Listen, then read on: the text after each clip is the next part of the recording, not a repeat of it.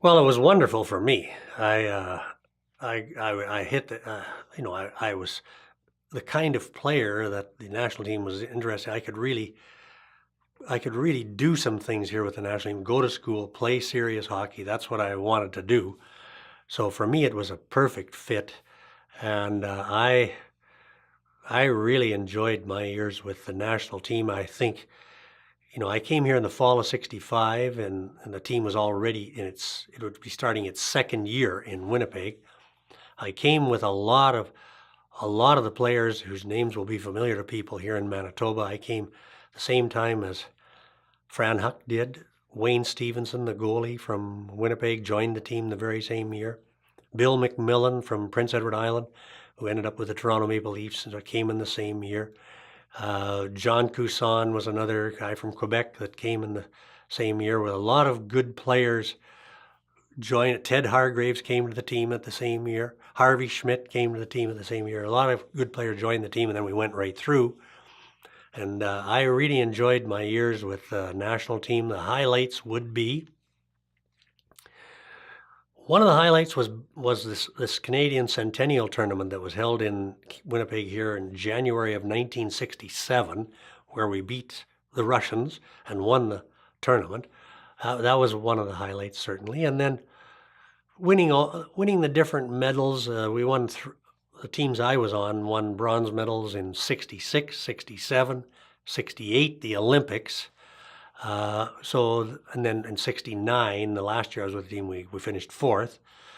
But winning all the medals was a highlight. Looking back at the bronze medal at the Olympics, I feel better about it now than I did at the time, because nobody wants to finish third, right? But looking back to have an Olympic medal means more to me now than I know than it did in 1968. But that was an accomplishment. At the same time, it was a disappointment because we went into the final game against the Soviets. We could either get the gold or the bronze.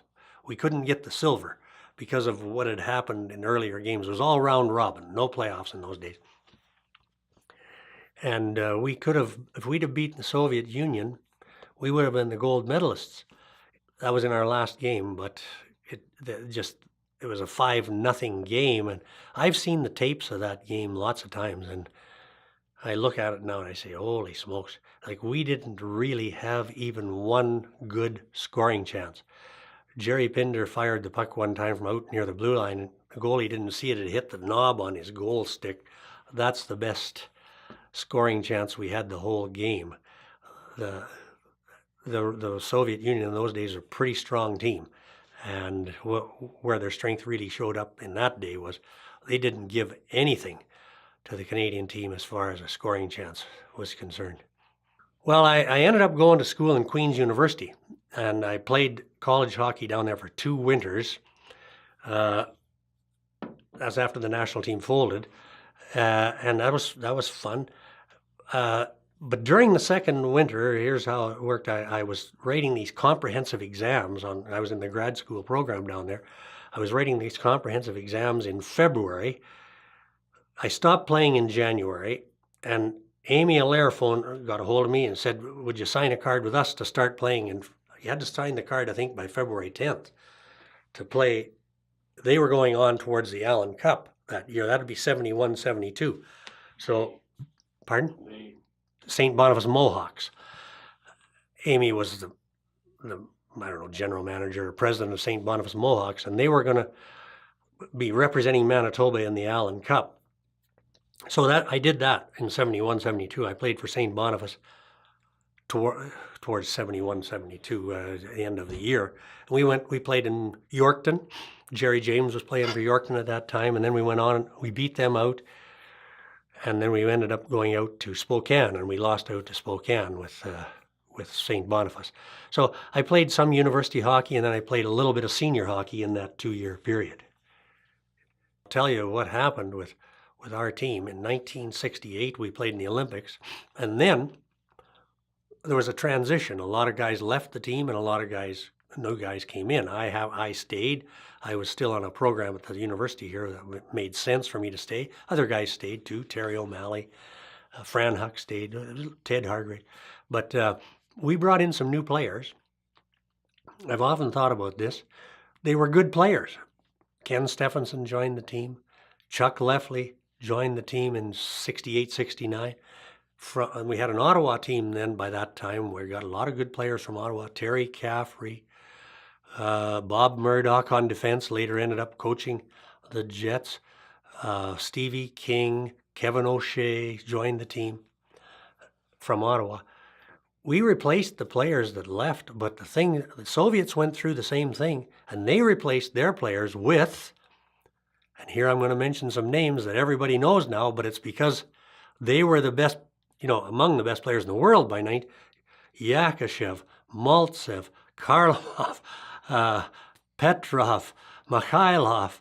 There was a guy, Vasiliev, I think it was, on defense. The first time I ever saw him was in 1969 at the tournament. And these are the guys they brought into the team, and you could tell they were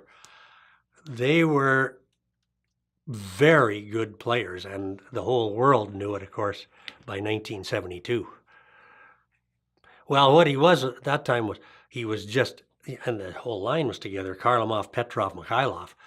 They were just anxious to prove that they were good enough to play on the Soviet national team, and they certainly proved it. I think the first, I can't remember the second, in those days they did a double round robin thing in that tournament in 69, but the first game I played against the Soviets, when they had those players, they beat us 7-1. And we were never in it. We were never in the game. And I think that was the game, a lot of the Hockey Canada people that were watching it, I think they decided they needed better players than the ones they were sending.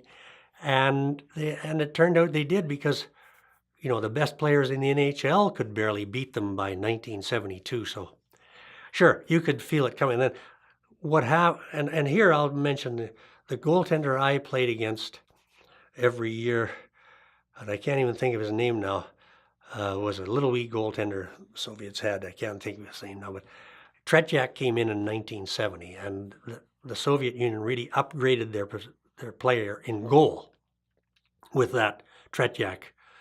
He was a better goaltender than any of the people I played against. Zinger was one guy I played against, but he was a kind of a backup goalie, and I can't think of the guy who was playing goal now for the Soviet Union, but certainly Tretiak was better than him. Karlamov was a small, quick, very good forward. I guess the guy that comes to mind is Marty St. Louis, but he was like that with his determination to score, but he's probably a better puck handler than St. Louis, maybe not quite as good at sniping, but he was a terrific player. Yakushev was a tall guy. You know the guys I'm talking about. Yakushev maybe is long and lean kind of guy, very good around the net. I can't think of anybody now, but certainly he was a really good player. Maltsev was the guy I think that I was most impressed with, and he wore number 10. He handled the puck so well. He was like Malkin, only smaller. Malkin's quite a bit bigger than Maltsev was, but he did things with the puck that I had never seen. And I just went, well, how can a guy do that? Now a lot of guys can do that. Well, that begs the question that... I would say we never got to know the Russians as well as we did other teams, but as you can imagine, when you play again, like every Sweden had a national team. Czechoslovakia, it was that, not Czech Republic and Slovak, but Czechoslovakia had a national team. The Americans had a national team. You travel around a little bit with these guys. You got to know them a little bit, and we especially watched practices, and we saw a lot of the practices that they were running. We tried to do some of the things they were doing, higher tempo practices, more pucks on the ice, those kind of warm-ups. We were kind of picking up on some of the things. You remember this. Back when I was in junior hockey, when we went out for a warm-up, you might have 4 or 5 pucks on the ice, that's all. Because everybody was afraid of the goalie getting hit in the face with too many pucks on the ice. The Russians were throwing out 30 or 40 pucks, and everybody was doing something, and they had everybody signed a certain role so that the goalie wouldn't be. They were wearing masks, but the goalie wasn't threatened anyway. They were doing line rushes, and so we started to do that a little more. Pucks in warm up, more pucks. We were picking up on a lot of the things they did in practice, trying to use as much as we could. But then the whole world started to do that after 1972. It didn't cause trouble. I think a lot of people were still saying, well, the European techniques on a smaller ice surface won't work, and so there were some naysayers, but not within our own team. We were receptive to the things that they were doing, and when I say they, I mean the Soviets primarily. The Soviets were the leaders. The Swedes were certainly copying them. The Czechs were certainly copying them. Everybody recognized the Soviets at that time in the mid 60s to late 60s were the best team in international hockey.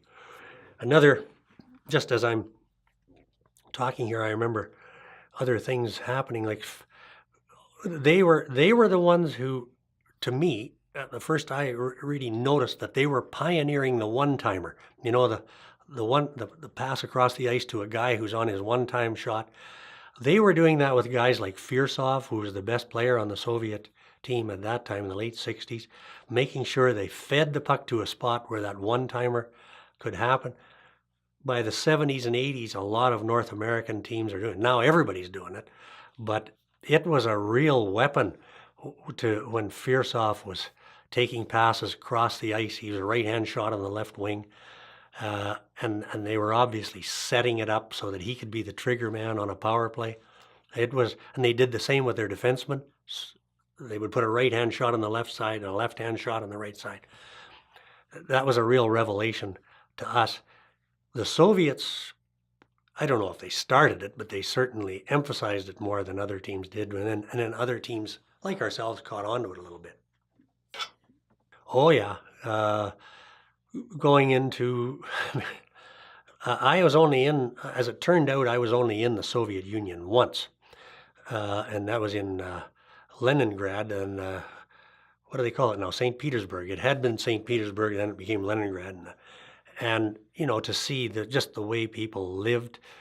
It was the same in Prague, in Czechoslovakia. It was a, you could tell that the quality of life was not as high as it was in the Western countries. That was a real eye-opener for me. Just to be in Europe even in those days. One of the things I often mention to people is when we went to Europe, the only contact we had with North America was the odd postcard. People didn't phone back in those days; too expensive. We used to look around and try to find the International Herald Tribune to get some sense of what was happening in North America. Nowadays, of course, with the internet and everything, it's all different. But we really felt on our own over there a lot of times. We were in Prague. You were in a different. You might as well be on Mars. It was an isolated city. You felt a little better when you got to places like Sweden or Germany. Boy, did we ever look forward to going. We played every year, and I was part of it, I think, in an Air Force or a military base, a Canadian military base in Germany. We would play exhibition games. And we would be treated like heroes there. We get best steaks, and all this kind of thing. That was a real treat for us to go into those Canadian military bases. Now, they must have stopped those. They must have pulled out of Europe while I was playing, maybe about 1969, something like that. They didn't have those bases anymore, but we played a lot of games there, and we welcomed the opportunity to go there.